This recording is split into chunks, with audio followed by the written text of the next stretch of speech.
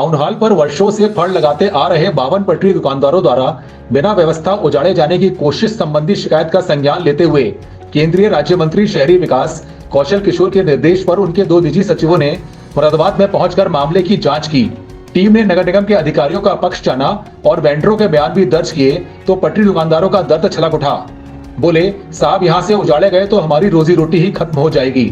बयान दर्ज करने और न्याय होने का आश्वासन देने के बाद टीम वापस चली गई। बता दें कि टाउन हॉल पर पिछले लंबे समय से 126 पटरी दुकानदार फड़ आदि लगाकर गुजर बसर करते आ रहे हैं। इनमें 2 गुट हैं। इनमें से एक गुट में 74 तो दूसरे में 52 पटरी दुकानदार हैं। 52 पटरी दुकानदारों की ओर से 5 लोगों के एक प्रतिनिधि मंडल ने 1 सप्ताह पहले दिल्ली पहुंचकर वहां केंद्रीय राज्य मंत्री शहरी विकास कौशल किशोर से मुलाकात की थी और आरोप लगाया था कि नगर निगम प्रशासन एक ओर तो उन लोगों को ऐसे स्थानों पर शिफ्ट करना चाहता है जहां उनका कारोबार नहीं चलेगा, बार बार बिना उनकी व्यवस्था के उजाड़ने का भी प्रयास करता रहता है, जिससे तमाम पटरी दुकानदार आर्थिक तंगी से जूझ रहे हैं और भुखमरी के कगार पर हैं। केंद्रीय राज्य मंत्री ने वेंडरों की बात को सुनने के बाद नगर आयुक्त का पक्ष भी जाना। इसके बाद उन्होंने अपने निजी सचिव एमबी सिंह और अतिरिक्त निजी सचिव गोविंद प्रसाद रावत को सोमवार को मौके पर जांच के लिए भेजा। इस पूरे प्रकरण पर नगर आयुक्त संजय चौहान का कहना है कि टाउन हॉल के निकट पुलिस, स्वास्थ्य, फायर ब्रिगेड जैसे कई महत्वपूर्ण विभाग हैं। इन पटरी दुकानदारों के फड़ों के चलते पूरे दिन वहां भीड़ और जाम लगा रहता है। इन दुकानदारों को हटाने के प्रयास पर 2020 में 74 वेंडर हाईकोर्ट चले गए थे, जहां से उन्हें अन्यंत्र शिफ्ट करने का आदेश हुआ, जिसके अनुपालन में कुक्कुटशाला पर 59 तक की दुकानें बनाकर 59 वेंडरों को आवंटित भी की जा चुकी हैं। शेष को भी जल्दी दुकानों का निर्माण कराकर आवंटित कर दिया जाएगा। पर मैं आपके माध्यम से कहना चाहूँगा कि हम सबको न्याय मिलना चाहिए और समाधान हो चाहिए समस्या का। नगर निगम द्वारा हम लोगों को ये दुकानें दी गई मूलभूत सुविधाओं से, हम बहुत उनके एहसानमंद हैं और शुक्रगुजार हैं कि उन्होंने मूलभूत सुविधा की हमें दुकानें दी। टाउन हॉल पर 126 स्ट्रीट वेंडर फंड लगाते हैं, तो उनका सबके साथ एक सा न्याय होना चाहिए। हमें दुकानें दे दी गई, उन लोगों को सबको मिला के ठीक है। अब कुछ लोगों को वहाँ बैठाला जा रहा है, क्यों? इसकी वजह क्या है? इसमें ऊपर से प्रेशर आ रहा है। कुछ लोग आज भी आए थे, मैं तो जानता भी नहीं कौन कौन आया था। शासन से टीम आई, प्रशासन से आई, कहाँ से आई, तो कम से कम उसकी बात तो सुनो। 126 लोगों ने आए तो अगर वहाँ टाउन हॉल पर लगना है तो सबका बाजार लगवा दो, कोई दिक्कत नहीं, हमें आपत्ति नहीं है। हम वहाँ भी खुश थे और यहाँ भी खुश हैं। कम से कम बात तो सुनो कम से कम। अच्छा, ये दुकानें आपको नगर निगम द्वारा हमें दुकानें दी गई, हम उनका बहुत शुक्राना अदा करते हैं। नगर आयुक्त महोदय, नगर निगम ने बहुत सहयोग करा है। अच्छा, कितनी दुकानें लगभग कितने लोगों को दी गई? 126 का यहाँ पर पुनर्वास किया गया था, जो कि टाउन वेंडिंग कमेटी द्वारा भी पारित हुआ था और नियमावली अनुसार भी पारित हुआ था। और 126 लोगों में से जिन लोगों ने पैसा दे दिया उनकी दुकानें आ गई। बाकी लोग वहाँ पर कितना पैसा दिया है? ये 75,000 रुपये दिए गए थे, जो नगर आयुक्त महोदय के माध्यम से ये एग्रीमेंट हुआ था हमारी संस्था के द्वारा। क्या नाम है संस्था का आपकी? संस्था का फुटपैरी वेलफेयर एसोसिएशन। क्योंकि नगर निगम द्वारा हमें बताया गया कि town hall no vending zone है, यहाँ पर जनाना अस्पताल है, मर्दाना अस्पताल है। तो हमने कहा ठीक है सर, तो भेदभाव न करा जाए, हमें तहसील में जगह दीजिए, तहसील में नहीं दी, कंपनी बाग में दीजिए तो नहीं दी, यहाँ दी तो हम बैठ गए। तो कम से कम भेदभाव तो मत करो। अगर बाजार लगवाना टाउन हॉल पर तो पूरा लगवाओ, फिर हमें यहाँ क्यों डाल लगा 2 साल से, बताओ सर। आज क्या मामला हुआ है? अरे वो पटरी दुकानदारों का मैटर है, उनको यहाँ दुकानें नहीं चल रही है, दे दिया, अलर्ट कर दिया, दुकानें बंद हैं जी, तो गलत ये अलर्ट किया है। बाबूजी चलिए, 52 दुकानदारों को वहाँ हटा रहे हैं, खाना खाने।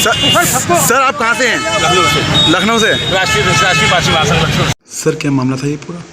देखिए, मैं आपके माध्यम से ये बताना चाहूँगा कि मुरादाबाद में टाउन हॉल परिसर के इर्द गिर्द का एरिया माननीय सदन के रिजोल्यूशन के पश्चात नो वेंडिंग जोन घोषित किया गया है। यहाँ पर कुछ फेरी वाले लोग अपना व्यवसाय करते थे और अनधिकृत रूप से टाउन हॉल परिसर को चारों तरफ से घेर करके और बाज़ार के कंजस्टेड एरिया में सड़क और उसकी पटरी पर अपना व्यवसाय करते थे।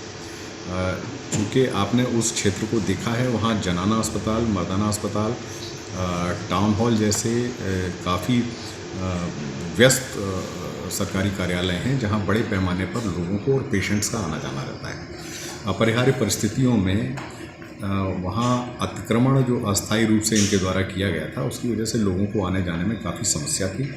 इसको लेकर के ही माननीय सदन के द्वारा ध्वनिमत से इसको नो वेंडिंग जोन घोषित किया गया था, जिसके क्रम में इनको वहाँ से अन्यत्र स्थानांतरित करने की कार्रवाई की जा रही थी। 2018 में इनका एक संगठन माननीय उच्च न्यायालय में याचिका योजित करता है और उस याचिका पर माननीय न्यायालय ने निर्देशित किया कि यदि वेंडिंग जोन है तो पिटिशनर एवं अन्य जो भी लोग वहाँ अपना कार्य कर रहे हैं, ये स्पष्ट लिखा हुआ है पिटिशनर एंड अदर्स, उनको कहीं सुनियोजित रूप से व्यवस्थित कर दिया जाए और इनको वहाँ नो वेंडिंग जोन में कार्य न करना चाहिए। इसके पश्चात इन सभी को चिन्हित किया गया, सूचीबद्ध किया गया और इसमें प्रथम चरण में 76 लोग जो उस रिट याचिका में माननीय उच्च न्यायालय की शरण में गए थे, उनको कुक्कुटशाला बंगला गांव रोड पर एक बहुत सुविधाओं से युक्त वेंडिंग जोन बना करके दिया गया। इसके अलावा 52 लोग वहाँ ऐसे हैं जो रिट याचिका का हिस्सा नहीं थे, परंतु माननीय न्यायालय ने अपने आदेश में पिटिशनर्स एंड अदर्स का उल्लेख किया है, इसलिए इसी आदेश से आच्छादित मानते हुए शेष 52 लोगों को भी उसी स्थान पर, उसी वेंडिंग जोन में बंगला गांव पर कुक्कुटशाला के सामने स्थान आवंटित कर दिया गया।